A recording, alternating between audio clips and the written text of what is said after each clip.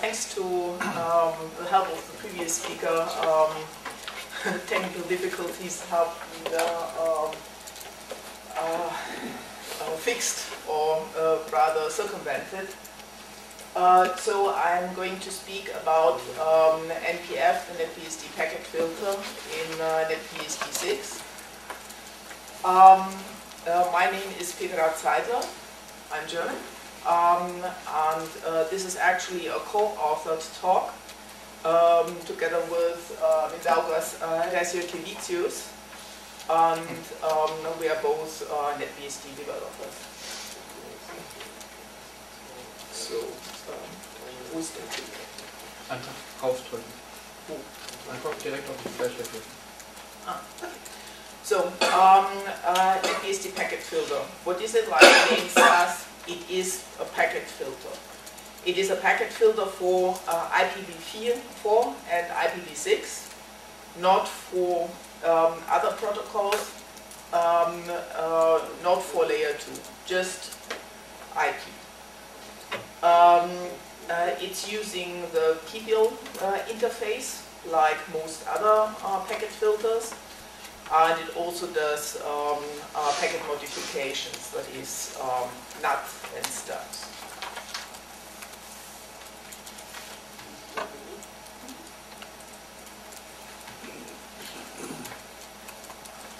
Okay, what's new about it? It has SMP-friendly state storage. It has SMP-friendly address or address range storage. It has SMP-friendly ruleset matching. It is modular and extension-friendly, and the SMP parts were inspired by Linux netfilter NF tables, which exists but doesn't seem to get as much use as one would expect at present.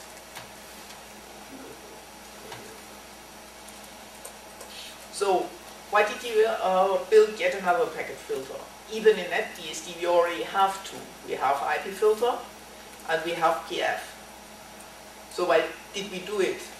Well, if you want to try out new things, new algorithms, a new basic design, it's a lot easier if you can start from scratch.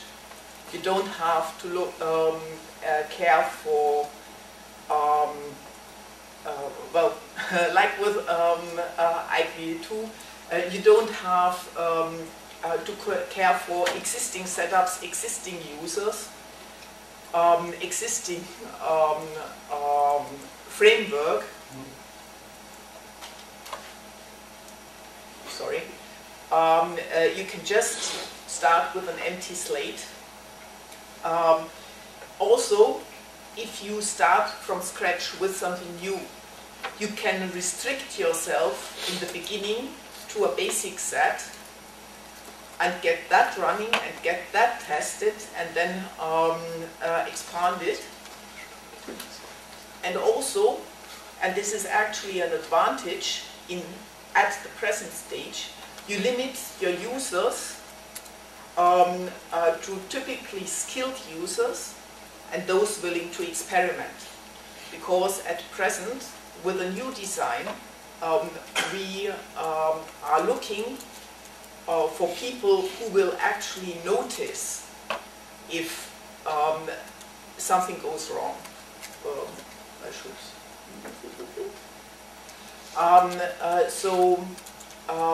We don't have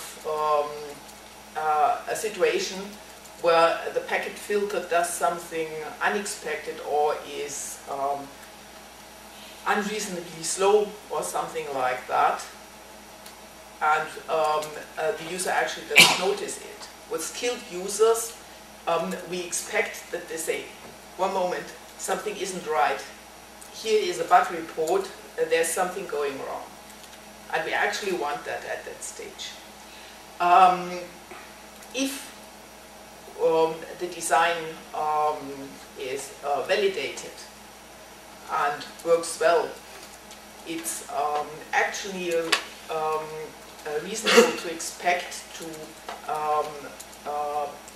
have it adopted by existing packet filters, but only after it has been thoroughly cooked.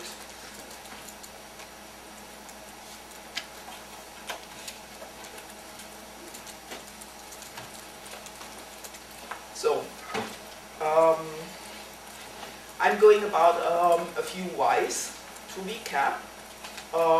To remind people, I assume most people here will actually know them, but just to get it back into the front of the brain. So, why does state storage matter? Why do you need to have it SMP friendly? Why is that a performance issue? If you have a really short rule set, it won't. If your state lookup is taking as long as parsing through your entire state rule set, then it simply won't matter. One reason why state storage typically matters is that a packet rarely comes alone. You typically have conversations between two hosts that have many packets. So you can build a flow and have that pass very fast because you're not revisiting your rules. You say, oh, I've seen this, this is okay, just let it pass through. Stateful is a speed up due to flows. It is also serving another function, namely it is preferring one side. You can allow one side to build state and then accept the answer packets.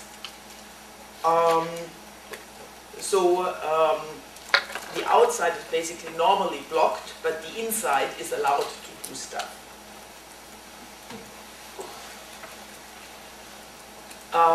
Next, why does address list storage matter? Typically, you have rules matching lists of addresses. That's a very common list. Hosts A, B, C, D are allowed to SSH to hosts on the outside, F, G, H. And it's also very common over the lifetime of a firewall that the list of these addresses changes. You get a new coworker, he gets a new PC, he's allowed outside, you have to add an address. And if you have to reload the entire firewall, as you have with some products, this is very inconvenient. So being able to just change the list of addresses that is allowed to do something on the fly is very useful.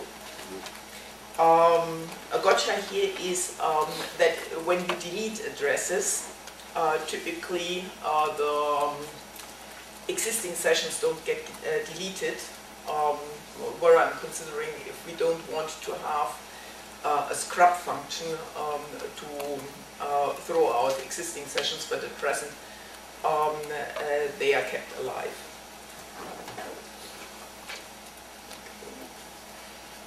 So, why does the rule set parsing matter? If you have stateless packets, and you always will have a few rules that are stateless, you want to be able to scale the filtering, the packet throughput by CPU. So if you have raw CPUs, you don't want to have one core sweating and the rest doing nothing, waiting for other stuff to happen. You want to also, even if you have stateful sessions predominantly in your traffic, you still have session setup, and you want to scale that by CPU as well. But at present, NetBSD has still a slight problem. The network stack still has the network big log. So if you did a performance test, a performance comparison between NPF and PF or IPF on NetBSD today, it would not show the full difference because of the network big log. Whatever fits. Whatever fits, now or later. So I think you're missing the most important point why the ruleset parsing matters so much. This is what your attack traffic is. If you run firewalls and you're getting DDoSed, the DDoS traffic will not hit your stateful, your state table. It will cause a ruleset evaluation per attack packet. Yeah. So you want your ruleset evaluation to be fast, or you want to stop doing it when you're under attack. That's so also that's also stateless. Yes, so it matters a lot. Yeah. As I said, that's your attack traffic. Yeah. Removing the network big log in NetBSD is work in progress. It will. I would be very surprised if it hits NetBSD 6. It may make NetBSD 7. I would not count it. I would expect it to be in NetBSD 8 at the latest. Even with the limited ability to or limited validity of speed comparisons at present, we have nothing that we would publish at present, mainly due to a lack of equipment to do traffic comparisons. So if any of you have equipment to do such traffic throughput measurements, we would be very much interested in seeing results. So, onwards from why to how. The state storage, in order to make it SMP friendly, uses a number of red-black trees that is very much larger than the number of CPUs that we expect.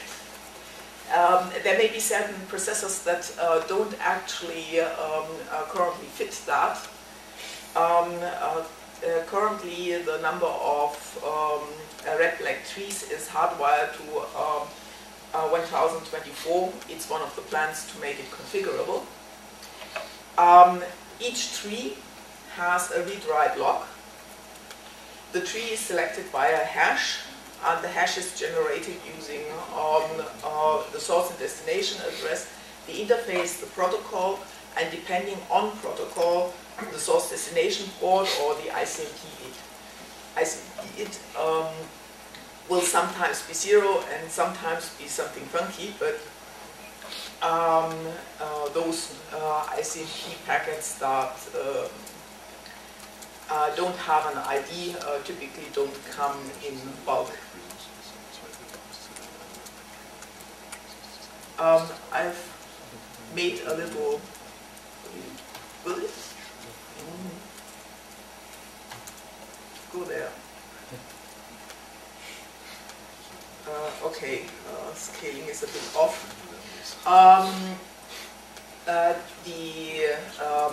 This is a graphic showing that. So we have 4 packets coming in. They get hashed. They get assigned to different red-black trees, which they lock to access. And the expectation is that unless the packets are of the same flow, they will not compete for a tree, usually. And a short recap.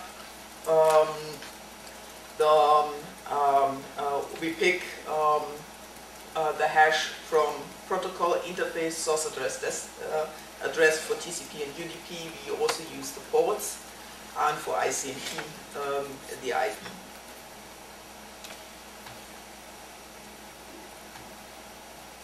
Okay. So about keeping state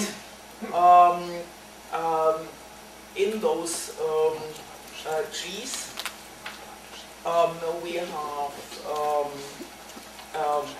we have pointers to a struct where we keep all the given things, and we build sessions with links to those states. And if we do translation, we also put in links to the translation specification. Sorry, back.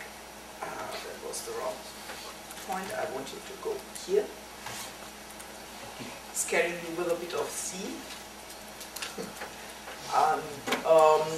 So here we have the struct that contains the state, and we have a session struct that also has the TCP state and the NAT, and also an access time to be able to say, oh, this session hasn't seen a packet in all this long, let's expire it.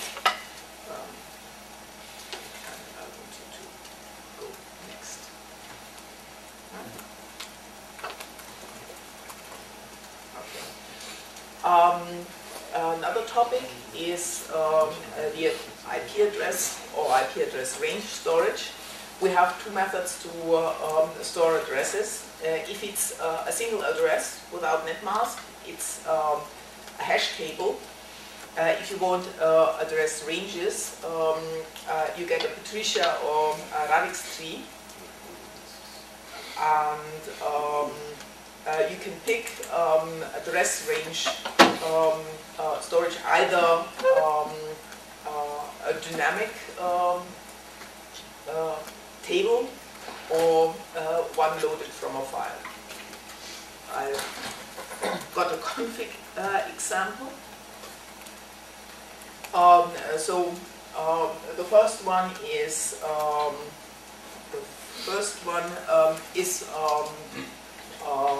static hash table that is loaded from a file. For example, if you have a bunch of known bad hosts that you want to keep, and the other one is a dynamic loaded file where you use the surprisingly named NPF CTL command to add addresses to the table.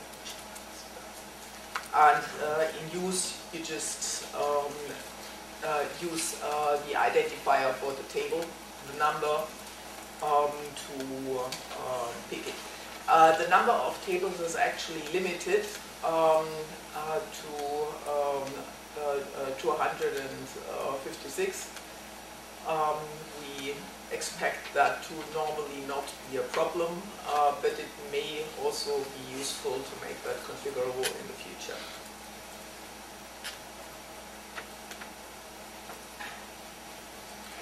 So, ruleset processing. NPF uses something called encode, which is bit code, compiled code, which is not totally unlikely BPF. Actually, if BPF just-in-time compilation had been available earlier, it might not have seen the light of day. But since we have it, we are keeping it. But Mindaugas has added a BPF just-in-time compilation and the ability to pass BPF to NPF as well. We don't have any user documentation for that part yet, alas.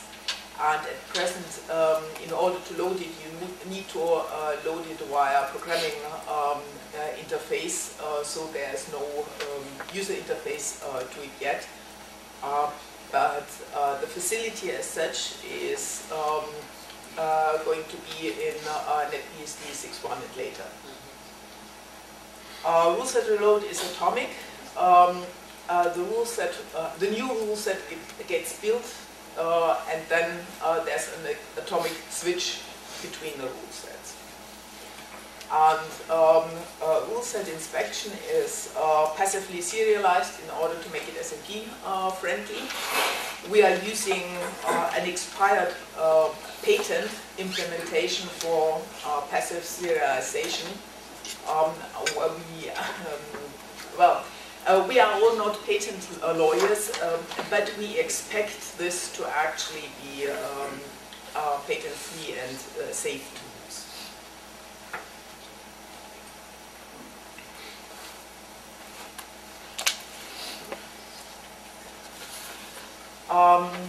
So some more about ruleset processing.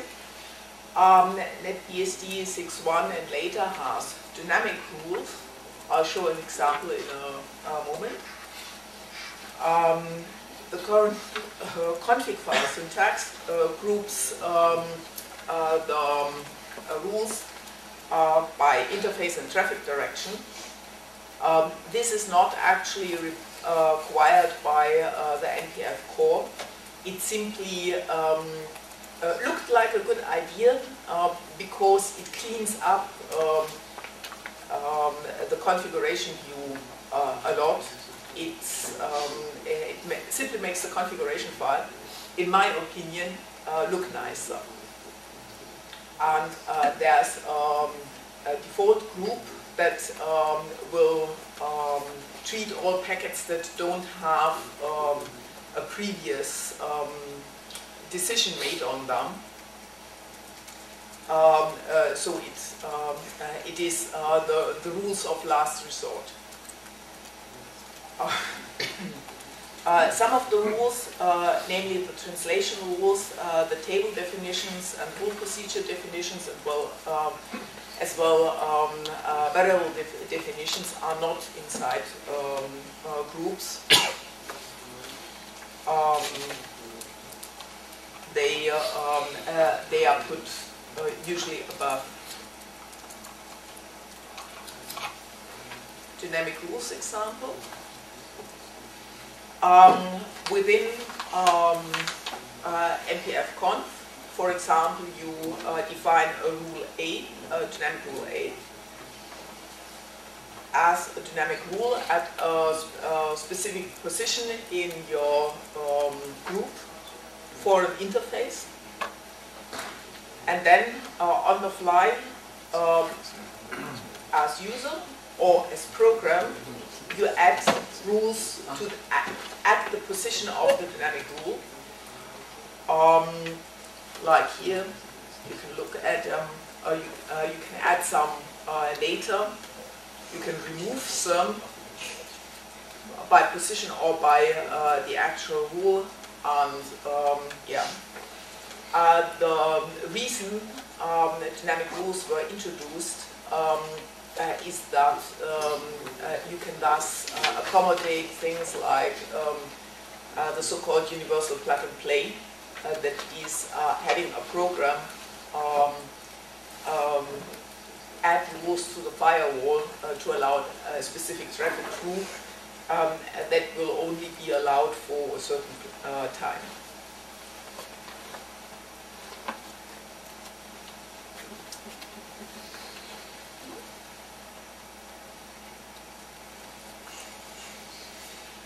Modularity, it's also one of the goals of NPF. One method to do that is good selection of service functions encapsulating the various layers of things that need to be done.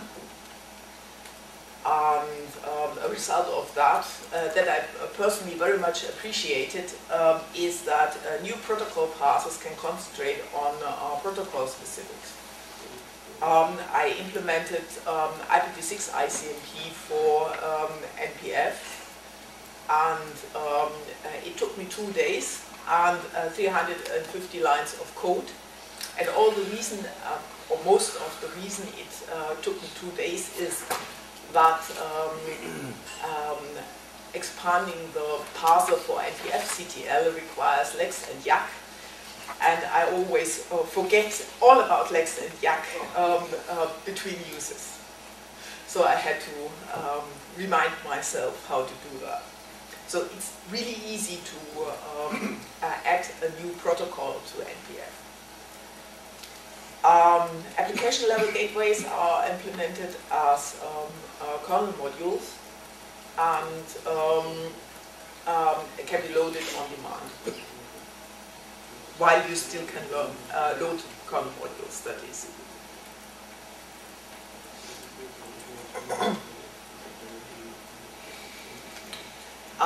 Also, NPF supports something called extensions, which are available in NetBSD 6.1 or later. It's sort of recurring theme. There's a defined interface, the rule procedure interface. I'll show a config example later, or rather 2 examples. And an extension consists of a kernel module and a user library, userland library to make NPF CTL understand the extension. The NPF CTL extension also allows the extension to take parameters. And there's a demo extension called R&D block, random block. The blocking is actually not all that random. That is under 300 lines of code in total, and that contains the NetBSD copyright header twice. So it's really small. So the framework overhead for an extension is really small. Should be easy to take the example and write new extensions.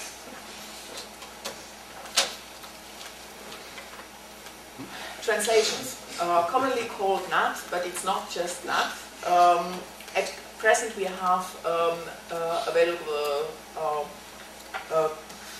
common dynamic NAPT, what's called NAT usually. We have port forwarding, what in NPF is called RDR, and we have one-to-one NAT. We use, in the configuration, we use one keyword for all translations, and that is map.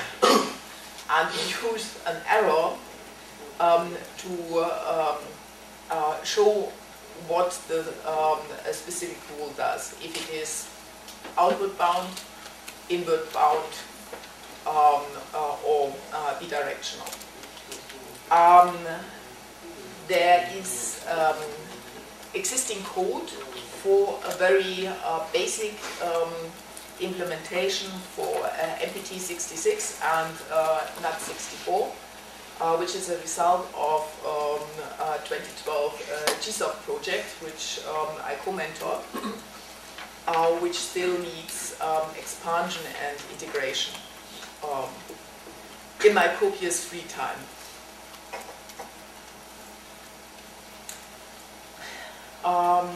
So we have all this stuff.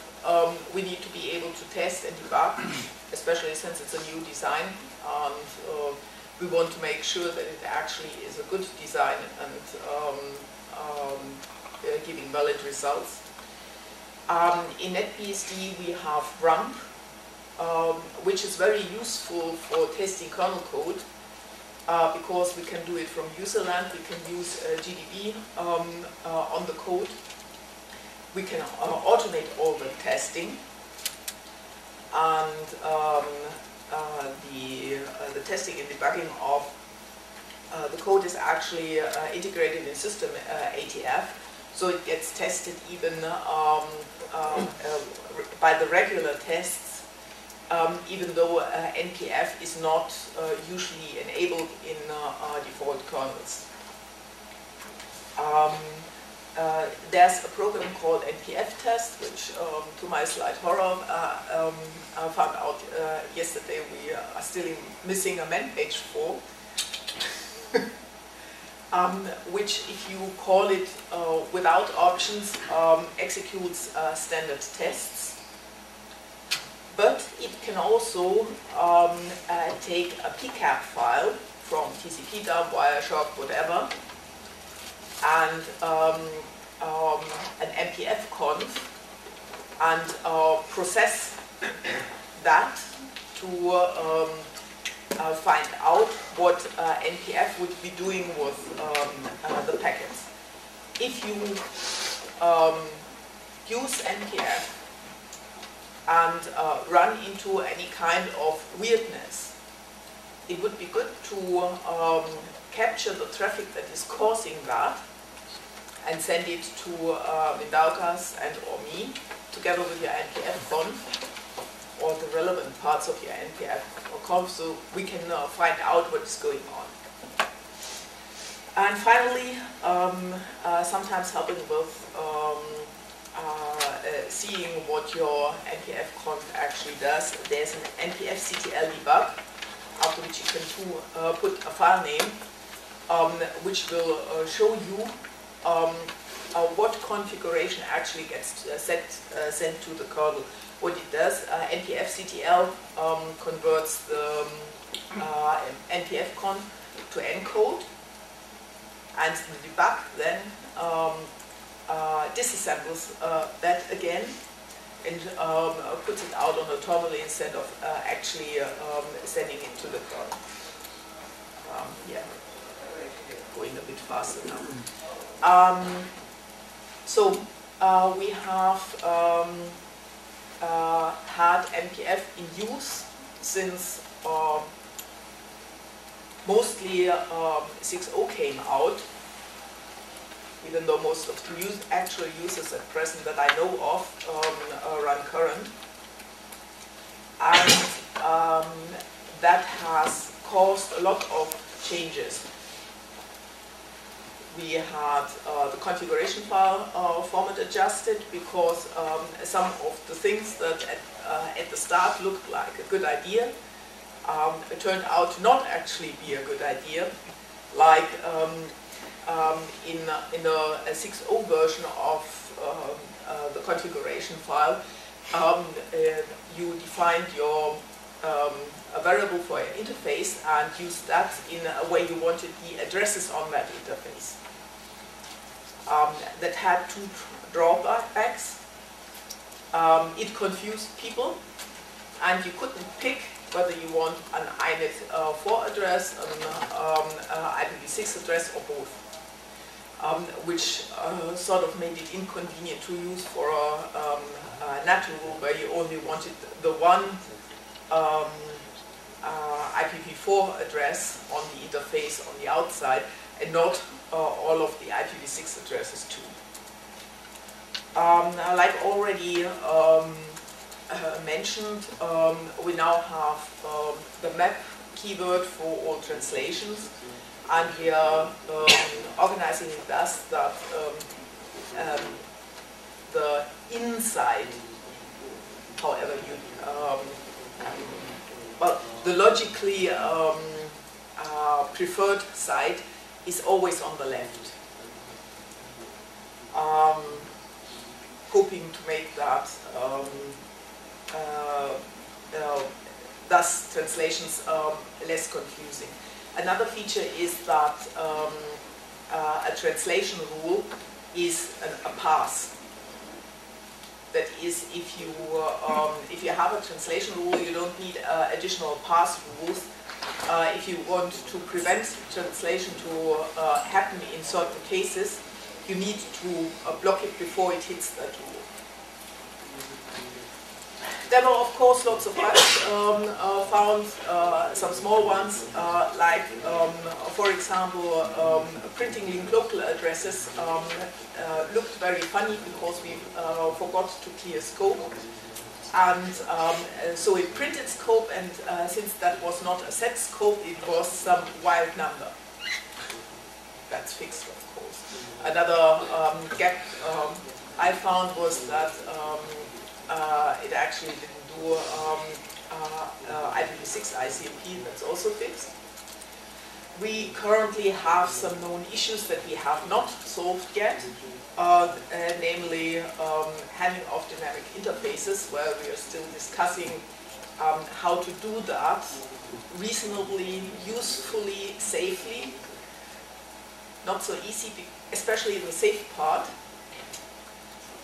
And well, one of the reasons for this talk is we want more users who understand what they are doing, who will probably find more issues that we want fixed. Also missing features that are desirable.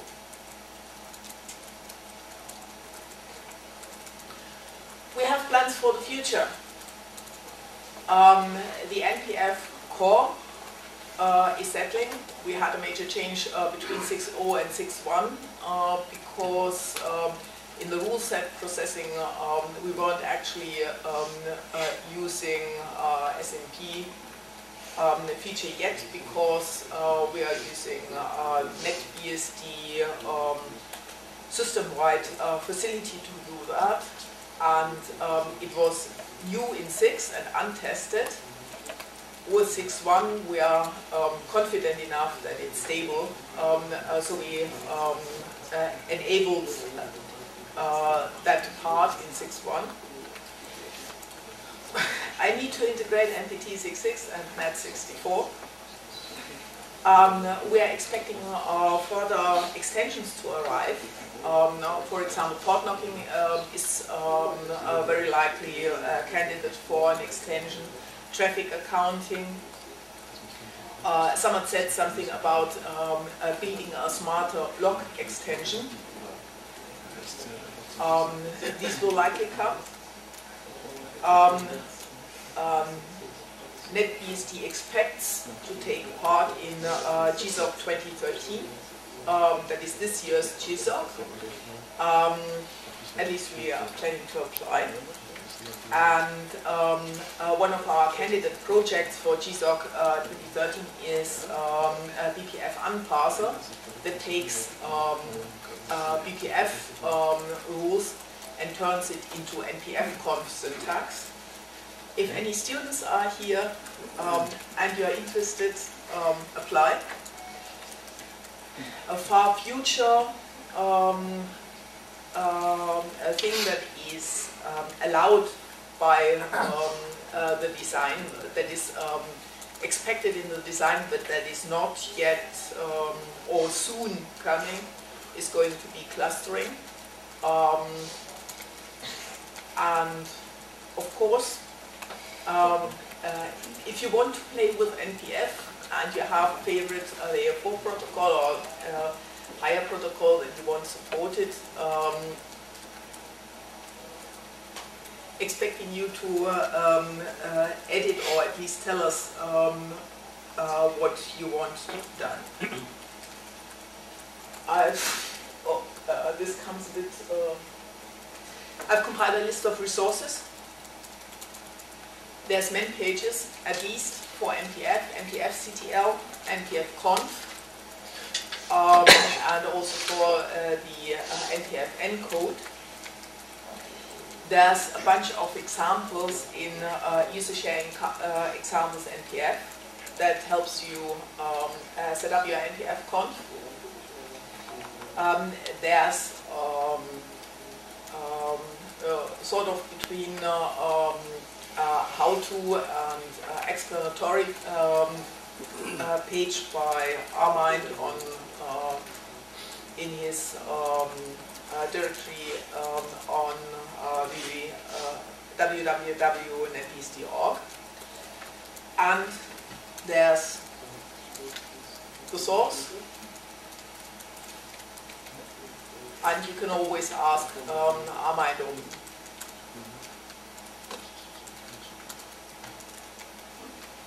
So do you have questions or further comments? Do you foresee integration with traffic shapers or queuing?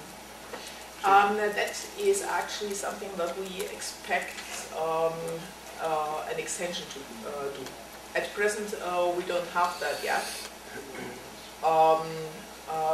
but it ought to be built as an extension. Same for policy-based routing? Again? Policy-based routing, same as? At the beginning, we had a point about starting with a small feature set.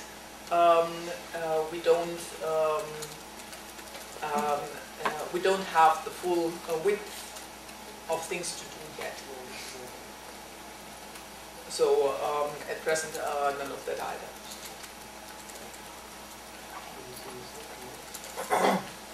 Yes? Thanks very much. I have a question about you. As far as I remember, you mentioned NPF doesn't support